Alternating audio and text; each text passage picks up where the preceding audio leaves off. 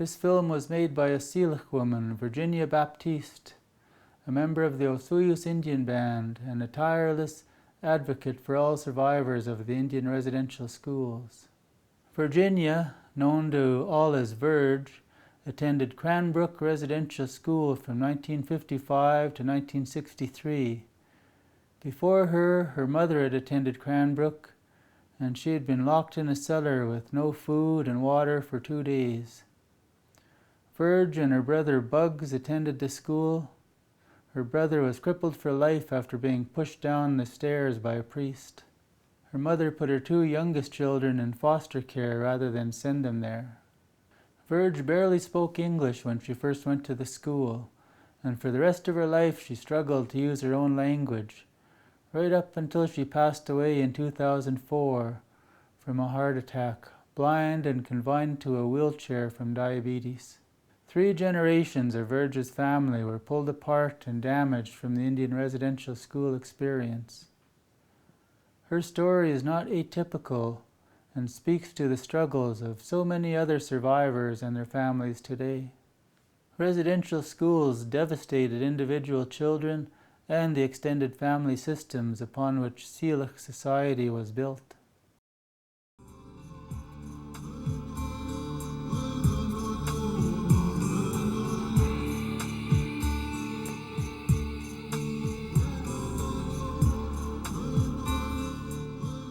Can't live like that. It was more like a prison to me, you know. We starved here, boy. The abuse that we went through, it was quite harsh in a way that we didn't really understand what we were getting punished for. It has taken my culture away from me. We weren't allowed to speak our own native language.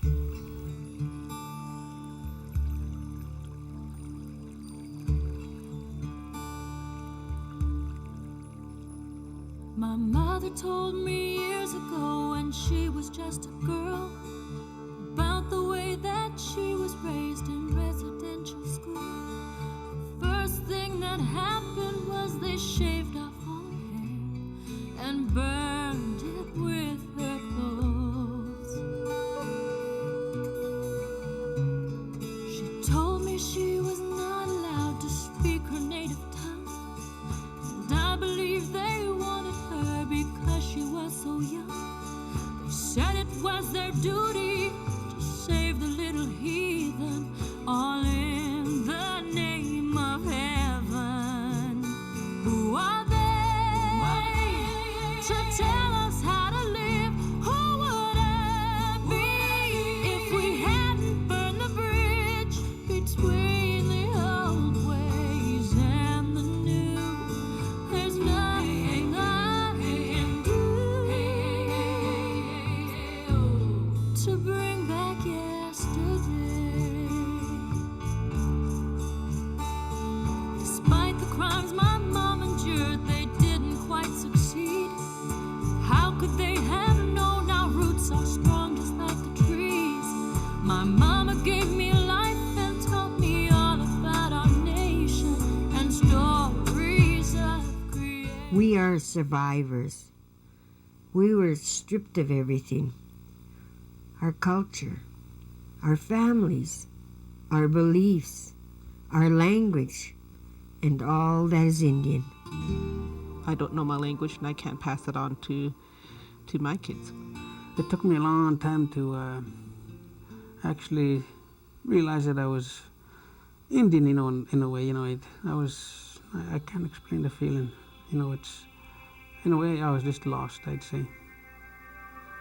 Cranbrook, that residential school it set me back many years, you know. And even today, I still feel part of it, you know. That anger is still there, and I'm trying to cope with it yet. Can we release the anger? Can we stand in the cold, now empty dormitories of St. Eugene's Mission and remember the suffering? The Kootenai Indian Band's decision to tear down areas of the residential school and begin new construction stirs an urgency within us to make this journey back. We feel a need to take one last look and confront our living nightmare. Are we insane? Brother, someday when you die, I hope you burn in hell. My mom, she was locked in the cellar for 2 days and 2 nights without any food or water. He made me kneel down, hold my arms up in the air, and keep my toes off the floor. And if my toes touched the floor, he was right there with a big leather strap.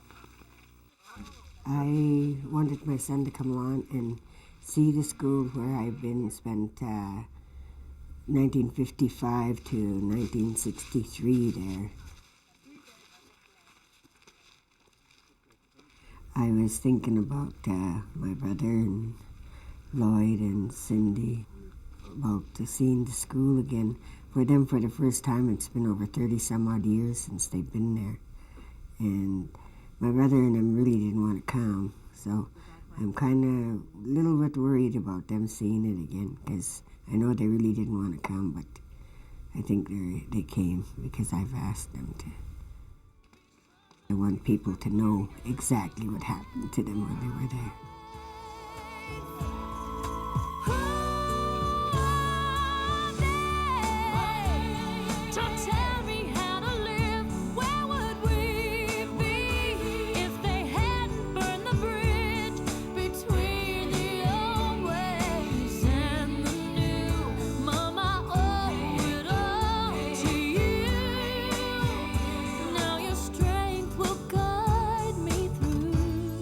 The resentment that we have for the government and the Catholic Church is very painful. There is no healing process that will make us forget as children the leather strap, beatings, or controlling us like slaves. We were locked in a prison that had brick walls. Every day was hell. Kootenai Indian Residential School, more like going to a reform school or something like that. Sometimes I couldn't eat the food. I'd tried there, they'd force me to eat it, and I'd throw it back up, and they'd make me eat some more. I guess, well, another thing that I really didn't really like about the place is maybe a power structural thing that they had inside the school itself. It was basically a prison-oriented atmosphere, in that your power structure started when you were first there, and you were kind of categorized into 3 different divisions, a cub and then a junior, and then a senior eventually. I would like to introduce my good friend here, Sophie, who is the chief of St. Mary's Band, and I would like to thank her for allowing us to come over here and shoot this documentary on the residential school. I think really that the thing that stands in my mind most about the residential school was just the loneliness of being there. You know, even though there were so many of us, it was just always so lonesome. It was. Yeah, and I think that's really what I remember and what affected me the most. My grandfather had told me before I left the house that he pulled me aside and he said, "No, you're going in somewhere where they're going to change your life. They're going to do stuff to you that you're not going to understand. And most of all, what I want you to do is just never forget who you are. Always remember who you are." The government and the church believed the Indian culture was barbaric and savage. Sometimes he even used a cattle prod on us. You know, that shocker. He used to use that on us too. About 12 or 13 of us that went to Coquilitza Hospital because they had to do ear surgery on every one of us, because we used to get slapped across the ear so much, and it was just all the pressure. He says, "Give them the treatment." So they had all my clothes off anyway, and he said, "Before you put these on, we've got to do this." He took out a can of coal oil and he doused my head, you know. He said, "That's just in case you're trying to bring any friends in here." Culture's hard to hold on when you're told that it's wrong. Policies were employed, a way of life was destroyed. A culture cannot survive without its language. When the language is lost, the culture is crippled. The first target of the residential school, therefore, was to remove the language. I don't know if where my culture is or what it is. I tried to get back into speaking the language. I don't know if I will be able to. It drove families apart is what that place did. Well, I feel it was wrong the way they went about doing things. The forcing of the religion, taking our culture away, taking our language, and right now our people are still working, still trying to get that back, and it's very hard to hear a lot of these people, the way they talk about that school and the church. It took 10 years out of my growing up years, my first years, that I lost my heritage, my language, and I wasn't able to learn anything about my people. And I know people that didn't even speak English when they went there, and they were strapped because they spoke their language. And if they didn't learn English, then they were strapped again. The churches were given complete control over Indian education on reserves from Nova Scotia to British Columbia. But where was the warmth? Where was the love that these priests and nuns were supposed to have? The little ones, they call them juniors, they were always, crying, and some of them would be crying for their mother and father. They were preaching the word of God, but still, they were like devils, in some ways. I didn't like the way they acted if they preached the word of God. To see the kids, that were beaten, you could hear the screams, and that school was quite big. I'd say, it was a big place. You could hear screams from a long ways. Even if you were outside the building, you could still hear the screams that was going on, when he was hit. No love in that place. You could hear their beads rattling when they're walking down the hallway. You knew they were coming. I had to clean the priest's room, and I used to just go up there right after I have breakfast, and you have to go in there and start cleaning, and I got through breakfast maybe a little earlier than I did, and I walked in on a sister and a priest. They were kissing. And I was punished. I never had no lunch or supper that night. And I was put in the classroom all by myself. I sat there for quite a while that night.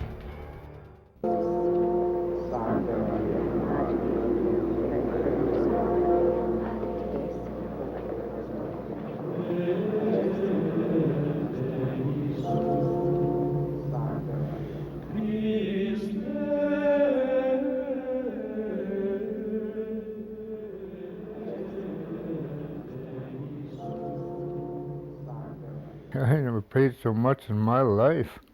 Pray, pray, pray. It's all they done was pray, seemed like there. Now I don't even know one prayer.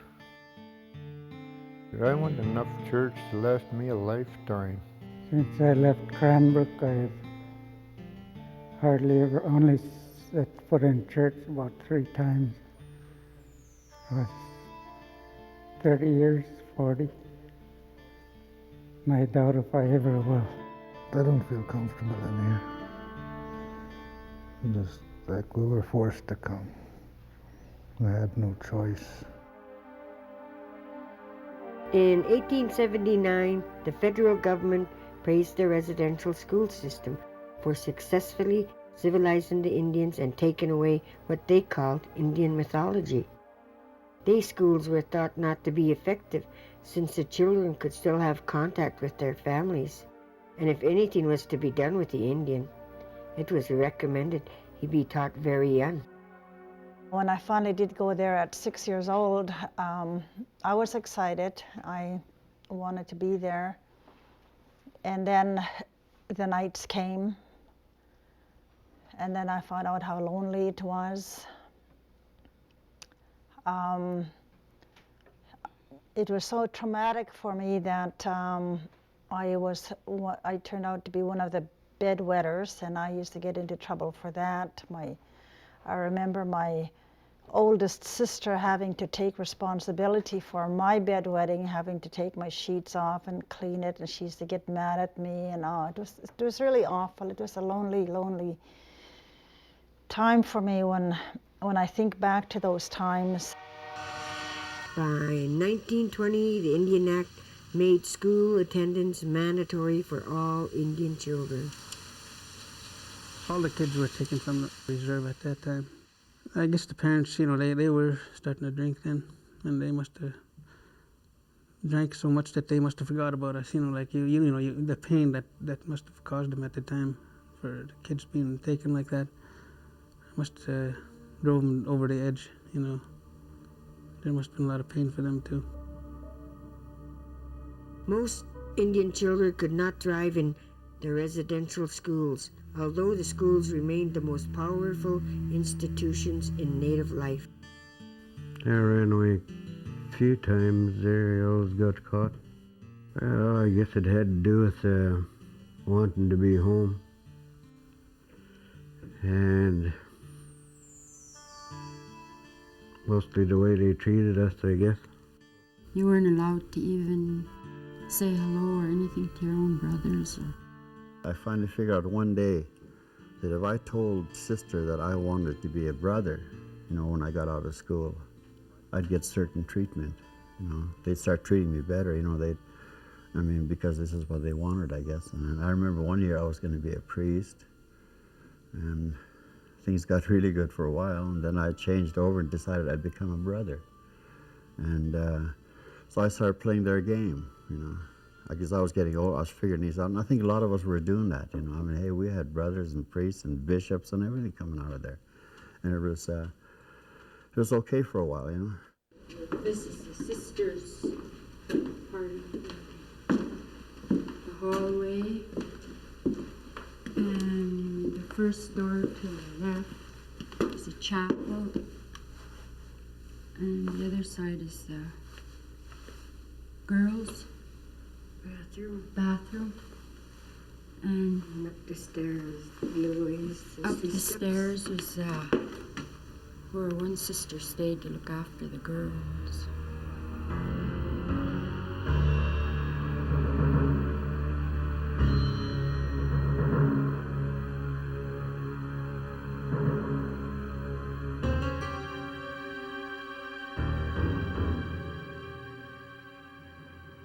If you look at those bricks, all you could think of is coldness, no warmth, jail,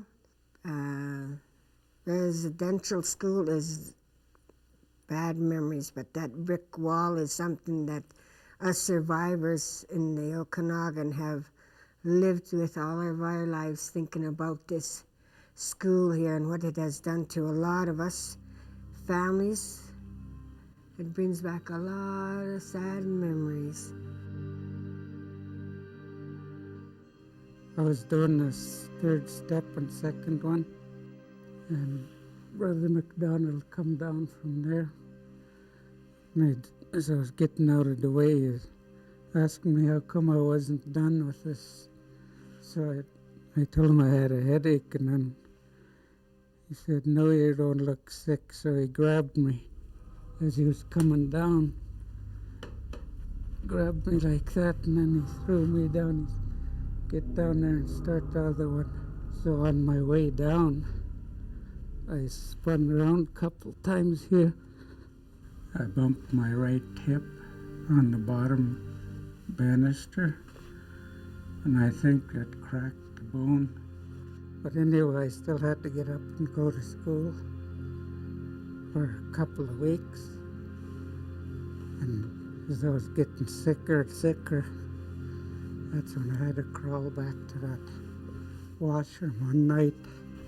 And when I got to the washroom, it was late at night, and there was 2 other kids in there. And that Brother McLeod, he come up there, he had a strap about that long and about 3 inches wide, and it was really quite heavy. When I came out of the bathroom, I was crawling on my hands and knees, and that guy had a strap, that big one, And when he'd hit me, he'd kick. And he'd done that all the way over. Kept telling me to get up, get up. He even called me an asshole. And my bed was right by the doorway, and it was about 45 feet. I got hit all that way. My leg was so sore. I had to use my good leg to push myself faster. And when I got here, I jumped in my bed and I covered up, and that guy was still hitting me. Then I passed out. I didn't remember him leaving. My head was covered right up. And the next morning, that other brother, MacDonald, he lifted me up and he pulled up my nightgown. He looked at my bruises, looked at my leg, told me to stay in bed. So I stayed in bed for about 2 weeks, and then as soon as the bruises were gone, he let the nurse see me. And as soon as the nurse seen my leg, within the hour I was heading to the hospital. I was in and out of the hospital for several years. About 13 operations, possibly maybe 14. I'll be 50 in August. And the last time I was there, I was 16, so. And what I'd like to do is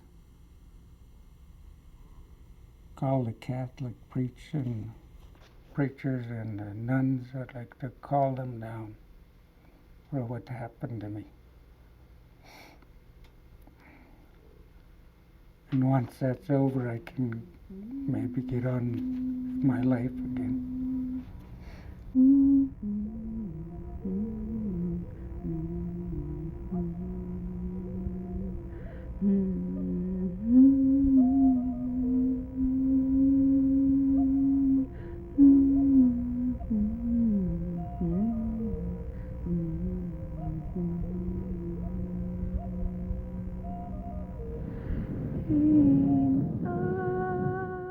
We need to walk through the cemetery and say goodbye to many of our classmates who lie there. To tell them their stories are being told and help them on their spiritual journey to where there's no pain, no suffering.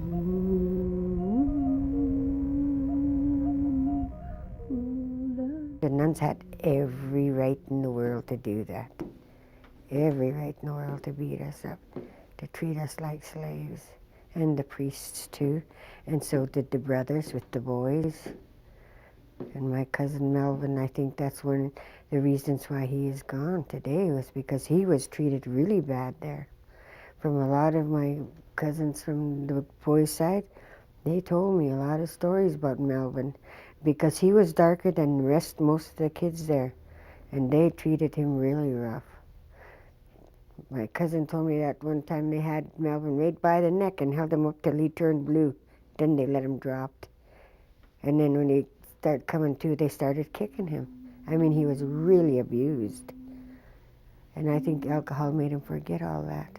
Because sometimes he'd talk about it and he'd start crying. And he'd say, my mother left me too. He said, I'm so lonesome sometimes I would like to see her. You know, he was lonesome. Very, very lonesome. Very hurt. Very unloved.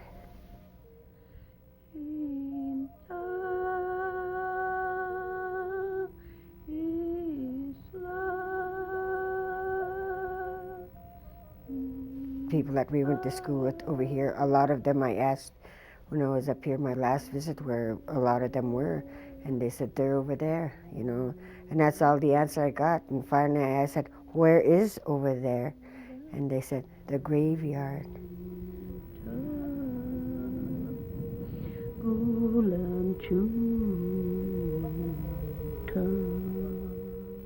Indian families rebelled, but Residential schools continued to operate in Canada until the 1960s. The effect of residential schools on Native families has been observed through 4 generations and is still impacting our lives today. It continues to contribute to high rates of alcoholism, drug use, suicide, and dysfunctional families. That whole era, however long it was, has affected how many of our generations it affected. It affected my grandpa, my dad, myself, my daughter, and my grandson. Today, when I look at the way our lives have gone, even though that era ended in 1970, the after effects are still affecting our lives today. I had to learn how to become a parent because we didn't learn anything, in school, in the residential school. And it was really hard learning by trial and error to be a good parent. The effects that the residential school had on those generations, I hope that it stops with my grandson. I hope that cycle of alcoholism stops before it affects him in a physical way rather than mental and emotional. I carried that stuff around for so many years that it affected my life, my everyday life. And it wasn't until 5 years ago when I finally realized that it wasn't my shame. It was put there by somebody else. A race stripped of everything, demeaned by the government and the Catholic Church for one crime, being an Indian. That school did them a lot of harm, and they'd like to see that thing blown up. That's my feeling. I just like to see it destroyed.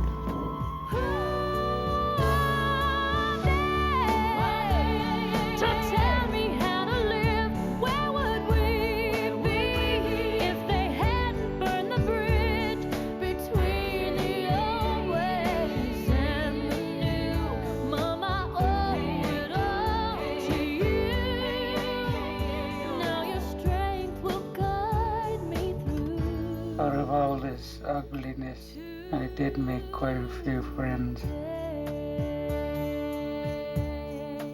I could hear these kids laughing and playing. I looked around and I was the only one there, and I went and looked in that room and they're bare, there's nothing. So it sort of spooked me. I got chills and turned around and walked back where you guys were, because I was all by myself way on that end. I'm proud I was able to make it without falling apart. I say in my own words to the Creator, even though our people are suffering and have suffered at the unjust ways of what was done to our people, know that words are words, and from this must spring action. And that action must be to give our people back our language, our culture, and all that is native. I want everyone's family together again, the way it should be, the way it was before the red brick schools. Yours in friendship, Virg Baptiste.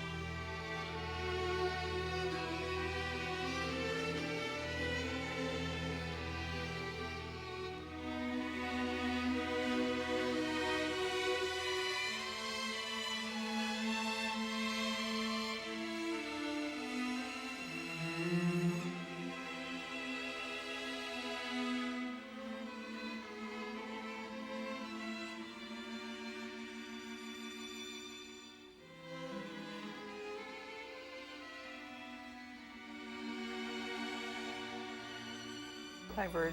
What you're doing here is commendable. I think it's a story that needs to be told, and I want to say how very happy I am that you've taken on this project.